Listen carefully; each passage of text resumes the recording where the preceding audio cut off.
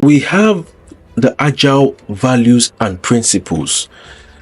As you can see, Agile is made up of principles and values that guide the Agile way of working. And we have 4 values and we have 12 founding principles, which we will look at in details. Now, the Agile is made up of 4 values, which are individuals and interaction over process and tools. The value of individual and interaction doesn't mean throwing process and tools out of the window. Agile as a methodology has a straightforward process. So, for instance, if you look at this is a knowledge area of project management in the waterfall approach. Now, when we want to begin a project, the project manager starts by initiating the project, which is under the project initiation or integration. And the first thing it does at the initiation phase is it develops a project charter. That's the project manager. Then it submits the project charter to the stakeholders. On the project charter, you have the name of the project, you have the short description of the project, you have the goal of the project, you have the deliverables of the project, the requirement of the project, you have the team members of the project, the stakeholders on the project. Just a short note, an overview of the project. And it takes it to the business owner, the stakeholder, for an approval. It is after the project charter has been approved, then it begins the identification of stakeholders under the stakeholder management. Now, it begins to identify its stakeholders, who are the internal, external stakeholders, who are the team members I'm working with. It does classification of the stakeholders and how best it could engage with them. That is the project manager working outside the team members. Then it goes into the planning phase. That is why we said the waterfall methodology is a sequential, is a linear. After this, it comes to the planning phase where it develops the project management plan. Under the scope management, it plans the scope, it collects requirements, defines scope, then it begins to create the work breakdown structure. Now it plans schedule. After doing all of this, it comes down to the execution, monitoring and controlling. This is when they've started executing the project. This is when they are monitoring and controlling what is being executed. And at the end of the day, the project is being closed. Every project must start and end. Remember the first things we said. Every project must start and end. So it's a whole lot on the project manager and the team members. And as you can see, what I want us to see here is there's a lot of working in isolation from the onset. The project manager doing a whole lot of things by himself. But you see, in Agile, we want individuals and interaction over processes and tools. So we want the project manager, Agile project manager, now coming together regularly with the project team, discussing, instead of him working in silos, instead of him working in isolation. Now he's talking to his team members. How do we do this? When do we do this? So in Agile, we value individual and interaction over process and tools. And this Agile value means that having a good face-to-face chat should accomplish more than rigid workflows and impersonal forms of communications. The next one is working products over documentation. Working product over documentation. As I've shown you here, you see, this is one document. The project manager will also develop another document here. All of these things you see are documents upon documents upon documents upon documents with different inputs and outputs, with different processes and tools. So you have a whole lot of documents, to refer to look at. It's a whole lot of work. But coming down here now, Agile wants something that is working over a lot of how something should work. So one aspect of traditional project management is to produce extensive documentation before releasing the product to initial testing. Just as we saw, working on the project charter, now doing the stakeholders engagement matrix, all of these are documents upon documents. But in Agile, what we want to see is there is a place for documentation, but allowing your customer to experiment with a version of a working product called MVP and provide feedback to improve it. It's better than FT documentation describing what you intend to do. So in Agile, we quickly build something, a bit of what we intend to build, the MVP, release it or give it to the users, ask them to interact with it and give us feedback. Then we improve based on their feedback, instead of having a whole lot of documentation of this is how it should be, this is how it will work, this is how it shouldn't work. So we move faster by doing faster instead of just talking and writing about how to do it. So the second core value is working product over FT documentation. Then we move to the fourth one, which is customer collaboration over contract negotiation. So in the linear waterfall, there's a lot of contracts. You need to draft a lot of contracts between, some external stakeholders, even between some customers. You have to sign, you have to agree, but in Agile, you can invite your customers, you can invite the users to come and test the product with you during your review testing, or you can even go to the customer, take the application, take the product to them and tell them test it, look at it. So you are collaborating with your users, you are working with them, you are building with them. So one of the core values in Agile is customer collaboration over contract negotiation, and lastly is responding to change over following a plan. So in the linear approach, waterfall or predictive, now if there will be a change, you need to raise a change request. The change request has to go through a change control. It needs to be approved. When approved, that is when you can now implement that change. But you see, in Agile, we want to quickly respond to change. Once we have gotten a feedback, once we see a need for a change, once we see a need for improvement, we come together as a team and we quickly implement the change. Maybe in the next team, maybe after our retrospective, maybe after we have spoken to the user or stakeholders and there is a need for a change, and we quickly get to work and we implement this change instead of now following plan. Let's change, let's raise a change request, this is why we are changing, this is why we should not change, this is why we should change. A whole lot of stories around the change itself. So let's get the change done instead of talking about the change. So these are the 4 core values of Agile methodology. So as we have explained,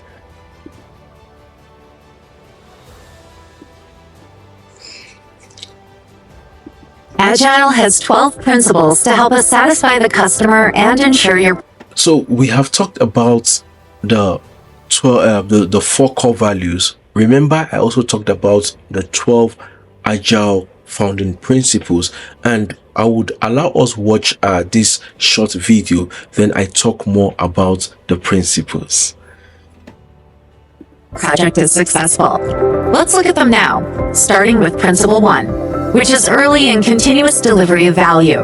This is the highest priority, as delivering early and continuous outcomes is the key to satisfying our customers. The second principle. So as we can see, the first one is early and continuous delivery of value. So we just want to set up a team in 2 weeks. After the plan, we want to have a 4-week sprint, and we are already delivering value to the users, to the customers. And whilst we have released the first value, the first feature, we go back again based on the feedback, and we are improving on the same system. And as you can see, every week in, week out, there's an improvement on what has been done previously. So it is early and continuous delivery of value, and that is one of the core principles of Agile methodology. The second principle is welcome changing requirements, even late in development. Agile processes harness change for the customer's competitive advantage. So the second one is welcoming change requirements. Because change is rigid and change is expensive in Waterfall, when there is a need for a change, for instance, we have started building a 20-room duplex. Now we want to change it to 30 rooms duplex. All the team members will frown and would want to resist that change. We want to give reason why there should not be a change, because it will take a whole lot of time going to redocument, going to raise change requests, going back to government regulatory bodies and telling them we're increasing, even on the business owner, even on the business itself, it will require more resources, more funds. So change is very, very expensive in the other project management method, but here in Agile, change is not that expensive, and we welcome change. We are ready to change, and the team members embrace change. So welcoming change requirement is one of the founding principles of Agile methodology. Advantage. 3. Deliver solution components frequently, from a couple of days to a couple of weeks. So the third one is to deliver solution frequently. So a sprint takes 2 weeks to 4 weeks, depending on the team and what is being built. And every sprint comes with a sprint planning, a short 4 hours planning where you plan. It could also be 2 or 4 hours depending on what you're building and the team, what you want to achieve in every of the sprints. And everything you have outlined to achieve in that sprint, you're expected to deliver that solution, those components, those features, components in that sprint. So you would see at the end of the day that delivery of solution is done frequently. So that is one of the founding principles of Agile. So if you're not delivering solution component frequently, then you are not following the principle of Agile.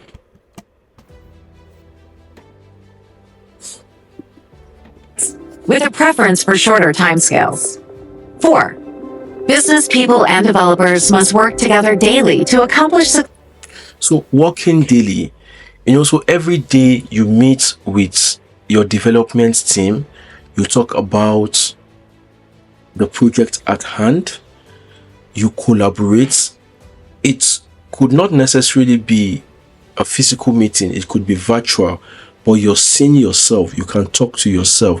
There's a two-way communication between both of you. So it's not like a push or a pull kind of communication where you push information by sending a text message or an email to the person, and the person pulls, or the person goes on a platform where you have typed something about the project and the person pulls the information from that platform. No, we want a face-to-face interaction, working together daily, so you don't work in silos, so everybody knows what the other person is doing. So working together daily to achieve the project's goal is the fourth principle in Agile methodology.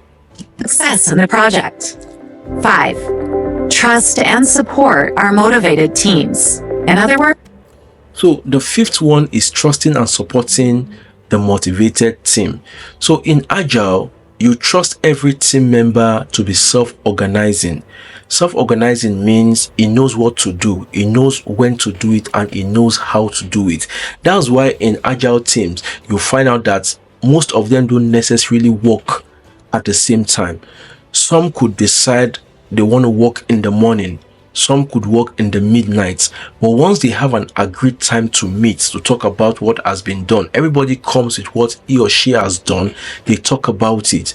But you respect everybody's pace, you respect them to know what they are doing, how they will do. Even if you're trying to correct somebody, you do it respectfully, you do it understanding that this person is also a self-organizing professional like you. So you trust the person, you respect the person, and you also support the person whilst you work on the projects. We build projects around motivated teams, give them the environment and support they need, and trust them to get the job done. 6. Have face-to-face conversations. This is the most efficient and effective method of conveying information to and within.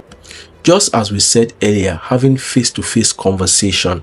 So not just the push or pull or sending messages and what have you. Yes, that can be done, but you should have a regular time where you meet and talk about what is being done about a project. And the face-to-face could be virtual or physical, but you have to meet daily with your team to talk about the projects. A team. Remember, face-to-face can be virtual as well as in person. Yes. 7. Measure success in working solution components. So, in Agile methodology, you have to measure success in working solution components. So, before every release, there's a sprint review where everybody comes together, stakeholders, the development team, could be the testers, the users, where you check what has been done vis-a-vis what we said we're going to do initially. Is it working as expected? If it's not working, then you would update that in the next sprint. But you need to test and check and measure the success in working solution components in what is being done. So you don't just build something that is not working because you want to build fast. No. So you build a working solution, but you build it on time. So it's not just building fast, but building what is not meeting the users at the point of their needs. 8. Promote sustainable development. The sponsors, developers, and users should be able to maintain a constant pace. 9. So it's not all about saying you would finish something now. No. When you are given a task in a team, you're assigned a task. So you need to check how long it will take you to be able to finish up that task. So it has to be something that won't strain you, stress you, but it has to be something that is feasible and something that you can really achieve, as you have said. So you do some kind of measuring of what is allocated to you vis-a-vis the resources you have, the time you have, and the capacity you have in that time. Then you tell them that this is my time estimation of how I'm going to do this, when I'm going to do it, and when I'm going to deliver it. But mind you, it has to be within the sprint time frame period. or we allow people work the way they want to work, the time they want to work, whilst we trust them to deliver what they are supposed to deliver. Enhance our agility with continuous attention to technical excellence and good design. 10. Maximize simplicity. The art of maximizing the amount of work not done is essential. 11. Set teams up to be self-organized, which is how... So I've talked about the self-organizing teams, knowing that every team member is a professional and knows what he is doing. The 9 and 10 are quite self-explanatory, making things simple and fast. How the best solutions emerge. And finally, at number 12, make regular adjustments to the process. Your team should constantly reflect on how to become more effective. Then tune and adjust its behavior accordingly. Consider how you can bring these agile principles to your next project. So as you can see, the last one is making regular adjustments. After every sprint build, you want to do some retrospective where you talk about what went wrong, what went well, what should we change, and how do we improve the system. Then you continue adjusting the system until you have a better version of what you have. So those are the 4 core values as we talked about earlier, and the 12 founding principles of agile project management.